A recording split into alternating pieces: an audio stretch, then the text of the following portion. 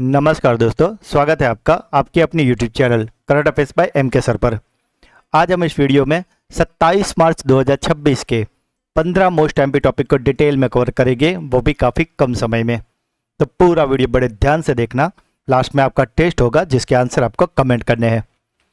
साथ ही दोस्तों, हम ऐसे ही 15 क्वेश्चन लेते हैं जो आपकी हर एग्जाम के लिए बहुत ही ज़्यादा इंपॉर्टेंट हो। तो अगर आप किसी भी एग्जाम की तैयारी कर रहे हो और अगर आप हमारे चैनल को एटलीस्ट 10 दिन के लिए फॉलो कीजिए, आपको पॉजिटिव फर्क जरूर दिखेगा, क्योंकि हम यहाँ डेली, वीकली और मंथली रिवीजन भी करवाते हैं और हमारा वीडियो भी 15 मिनट से भी कम समय का होता है। तो इसलिए अगर अभी तक चैनल को सब्सक्राइब नहीं किया तो जल्दी से कर लीजिए। तो चलिए वीडियो स्टार्ट करते हैं। विश्व रंगमंच दिवस कब मनाया जाता है? तो दोस्तों, ये जो विश्व रंगमंच दिवस है वो हर साल मनाया जाता है 27 मार्च को। इस दिन का मुख्य उद्देश्य की अगर बात करें तो ये दुनिया भर में जो रंगमंच यानी कि थिएटर होते हैं उनकी कला को बढ़ावा देने के लिए और इसके सांस्कृतिक महत्व को समझाने के लिए, और साथ ही जो भी कलाकार रंगमंच से जुड़े उनके काम को सम्मान करने के लिए मनाया जाता है। इसकी शुरुआत 1961 में इंटरनेशनल थिएटर इंस्टीट्यूट यानी कि ITI द्वारा की गई थी। पहला विश्व रंगमंच दिवस 27 मार्च 1962 को मनाया गया था। हर साल ITI यानी कि इंटरनेशनल थिएटर इंस्टीट्यूट द्वारा दुनिया के किसी प्रसिद्ध नाट्यकार को या फिर अभिनेता को एक विशेष संदेश लिखने के लिए आमंत्रित किया जाता है। अगर बात करें 2026 की, तो यह संदेश अभिनेता विलियम डाफो द्वारा लिया गया है। रंगमंच केवल मनोरंजन नहीं बल्कि समाज का दर्पण भी होता है दोस्तों। यह सामाजिक मुद्दों, भावनाओं और मानवीय अभिनवों को जीवंत रूप से प्रस्तुत करने का एक सशक्त माध्यम भी है। भारत में रंगमंच की अगर बात करें तो ये परंपरा बहुत ही पुरानी है, क्योंकि भरत मुनि का जो नाट्य शास्त्र है वो दुनिया का सबसे पुराना नाट्य ग्रंथ माना जाता है। गूगल डीप माइंड के चीफ स्ट्रेटेजी ऑफिसर कौन बने हैं? तो दोस्तों, ये जो गूगल का डीप माइंड है इसके चीफ स्ट्रेटेजी ऑफिसर बन गए हैं जसजीत सेखो। भारतीय वायुसेना किस देश की रॉयल एयरफोर्स के पायलटों को प्रशिक्षण देगी? तो दोस्तों, अब हमारी जो भारतीय वायुसेना है वो किसी विदेश के जो पायलट होते हैं उनको प्रशिक्षण यानी कि उनको ट्रेन करेगी। ये काफ़ी गर्व की बात है हमारे लिए। और ये जो देश है जिसको भारतीय वायुसेना प्रशिक्षण देने वाली है वो देश है ब्रिटेन।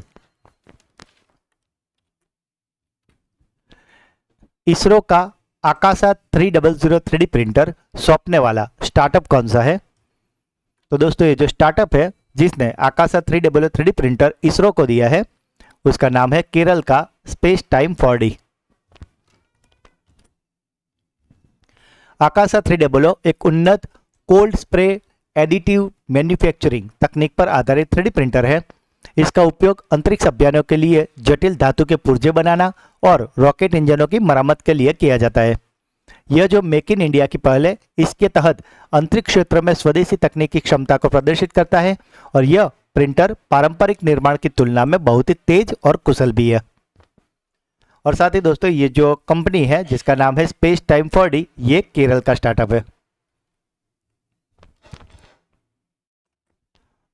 ओपन AI ने एशिया प्रशांत संचालन के लिए किसे MD नियुक्त किया है? तो दोस्तों, ये जो ओपन AI के एशिया प्रशांत संचालन है वो बन गए हैं किरण मणि। 2026 में सिर्फ 30 जो हवाई अड्डों की लिस्ट आई है उसमें एकमात्र भारतीय एयरपोर्ट कौन सा है? तो दोस्तों, ये जो लिस्ट जारी की गई है इसमें 30 जो हवाई अड्डे हैं जिसमें भारतीय का सिर्फ एक ही हवाई अड्डा है, वो है दिल्ली का इंदिरा गांधी अंतर्राष्ट्रीय हवाई अड्डा। साथ ही दोस्तों, फरवरी का मंथली करंट अफेयर्स वीडियो जिसमें हमने फरवरी के मोस्ट टाइम पे 200 MCQ करवाए हैं, वो वीडियो का लिंक आपको इसी वीडियो का डिस्क्रिप्शन में मिल जाएगा। तो इसे आप अवश्य देख लेना ताकि फरवरी के मंथली करंट अफेयर्स रिगार्डिंग आपको और कुछ भी देखने की जरूरत न रहे। 35वां सरस्वती सम्मान 2025 के लिए किसे दिया गया है? तो दोस्तों, ये जो 35वां सरस्वती सम्मान है वो दिया गया है राम कुमार मुखोपाध्याय को।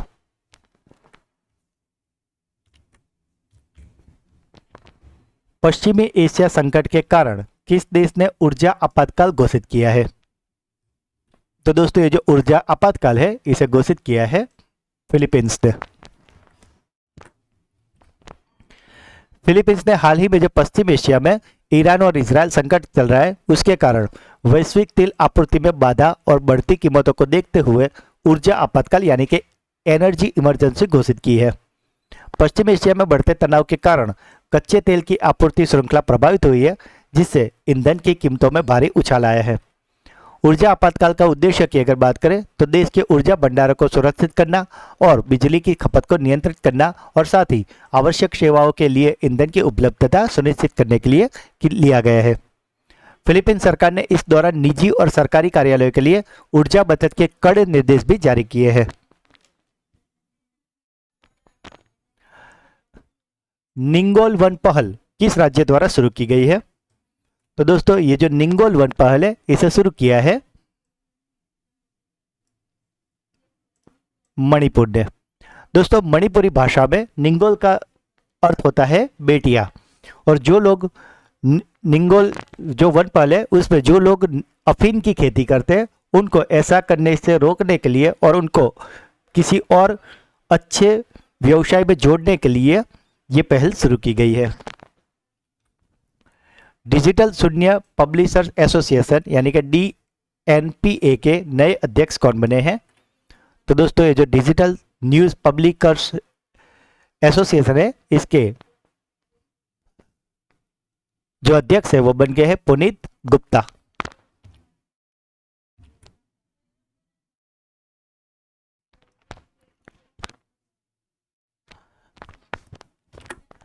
स्काईट्रैक्स 2026 के अनुसार दुनिया का सर्वश्रेष्ठ हवाई अड्डा कौन सा है?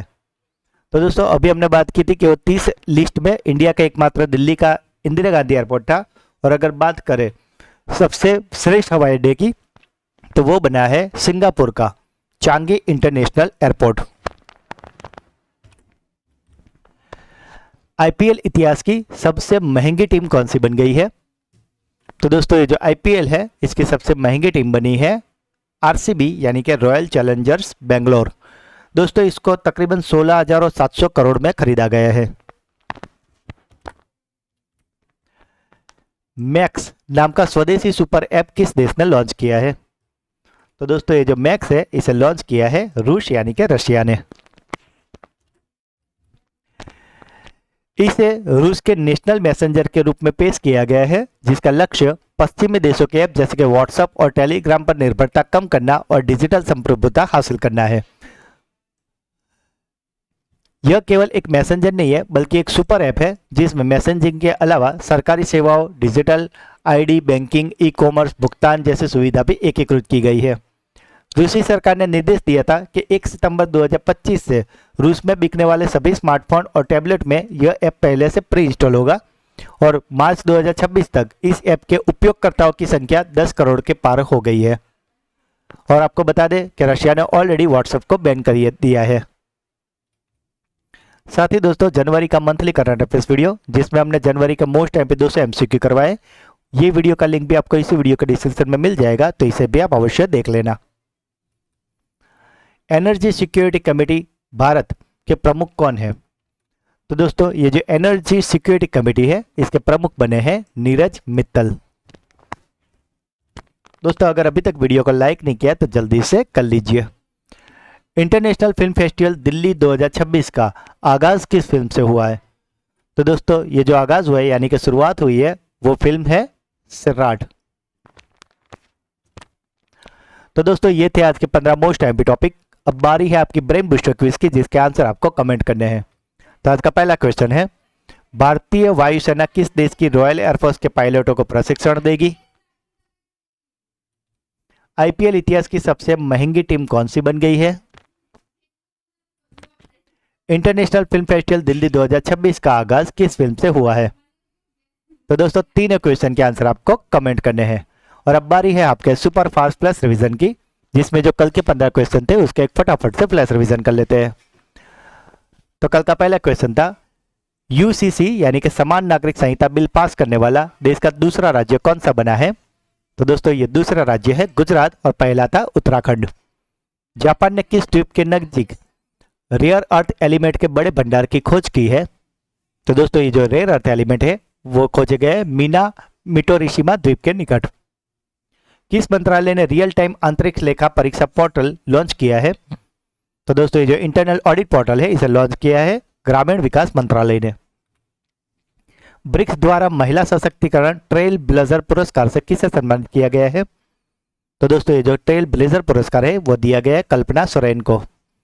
सुप्रीम कोर्ट के फैसले के अनुसार किन धर्मों के अलावा अन्य धर्मों में धर्मांतरण करने वाले व्यक्ति को अनुसूचित जाति का दर्जा खो देगा? तो दोस्तों ये धर्म है हिंदू, सिख और बौद्ध धर्म के अलावा के धर्म, यानी कि इस्लाम और ईसाई जैसे धर्म। 12,000 महिलाओं को शामिल करते हुए भारत की सबसे बड़ी प्रेगनेंसी कोहोर्ट स्टडी किस पहल के तहत शुरू की गई है? तो दोस्तों ये प्रेगनेंसी कोहोर्ट स्टडी का नाम है गर्भिणी पहल। फरवरी 2026 में कौन सा देश नीदरलैंड को पछाड़कर भारत का तीसरा सबसे बड़ा निर्यातक बाजार बन गया है? तो दोस्तों नीदरलैंड को पीछे छोड़ के बड़ा बाजार बन गया है चीन। इंडियन ओपन 2026 स्क्वैश टूर्नामेंट में पुरुष एकल का खिताब किसने जीता है? तो दोस्तों पुरुष एकल का खिताब जीता है अभय सिंह ने और महिला एकल का खिताब जीता है अनाहत सिंह ने। आसियान का 11वां सदस्य देश कौन सा बना है? तो दोस्तों ये देश बन गया है Timor Leste. Cold desert river bank restoration project किस राज्य में शुरू किया गया है? तो दोस्तों ये प्रोजेक्ट शुरू हुआ है लद्दाख में। महिला स्वयं सहायता समूहों के लिए भारत का पहला यूपीआई लिंक्ड ओवरड्राफ्ट किस बैंक ने लॉन्च किया है? तो दोस्तों इसे लॉन्च किया बैंक ऑफ बड़ौदा ने। 16 साल से कम उम्र के बच्चों के लिए ई बाइक और ई स्कूटर चलाने का प्रतिबंध किसने लगाया है? तो प्रतिबंध लगाया है क्वींसलैंड में, जो कि ऑस्ट्रेलिया में है। वर्ल्ड एयर क्वालिटी रिपोर्ट 2025 के अनुसार दुनिया का सबसे प्रदूषित देश कौन सा बना है? तो सबसे प्रदूषित देश है पाकिस्तान और भारत का नंबर है 6ठा। और सबसे प्रदूषित शहर की बात करें तो वो बना है उत्तर प्रदेश का लौनी। गुजरात सरकार ने 20 उच्च मांग वाली नागरिक सेवाओं को डिजिटलाइजेशन करने के लिए कौन सी पहल शुरू की है? तो दोस्तों इस पहल का नाम है सुगम डिजिटल पहल। और कल का आखिरी सवाल था, ट्रिलियन डॉलर की अर्थव्यवस्था का लक्ष्य तेजी से हासिल करने के लिए कौन सा राज्य निवेश मित्र 3.0 लॉन्च करेगा? तो दोस्तों निवेश मित्र 3.0 लॉन्च करने वाला है उत्तर प्रदेश। तो दोस्तों ये थे कल के 15 मोस्ट एमपी टॉपिक, जिसे फिलहाल तो हमने काफ़ी क्विक रिवीजन किया है, पर कल के वीडियो में हमने इसे काफ़ी डिटेल में और अच्छे से पढ़ाया है। तो अगर अभी तक आपने वो वीडियो नहीं देखा तो उसका लिंक आपको इसी वीडियो के डिस्क्रिप्शन में मिल जाएगा, उसे अवश्य देख लेना। और साथ ही दोस्तों अगर आप हमारी चैनल के वीडियो को डेली फॉलो करते हो तो आप कोई भी कॉम्पिटिटिव एग्जाम की तैयारी कर रहे हो उसमें आपको निश्चित फायदा होगा, क्योंकि हम यहाँ ऐसे ही 15 क्वेश्चन लाते हैं जो आपके हर एग्जाम के लिए इंपॉर्टेंट भी हो। साथ ही हम डेली, वीकली और मंथली रिवीजन भी करवाते हैं और हमारा वीडियो भी 15 मिनट से भी कम समय का होता है। तो दोस्तों अगर आज का वीडियो आपको अच्छा लगा तो इसे लाइक करें, जो भी क्वेश्चन पूछेंगे अगर आपका कोई डाउट है तो उसे कमेंट करें, वीडियो को ज़्यादा से ज़्यादा अपने व्हाट्सअप, टेलीग्राम और सभी सोशल मीडिया पर दोस्तों के साथ शेयर जरूर करें। और अगर अभी तक चैनल को सब्सक्राइब नहीं किया तो जल्दी से कर लीजिए। तो मिलते हैं अगले वीडियो में, तब तक के लिए पढ़ते रहिए, आगे बढ़ते रहिए। जय हिंद, जय भारत।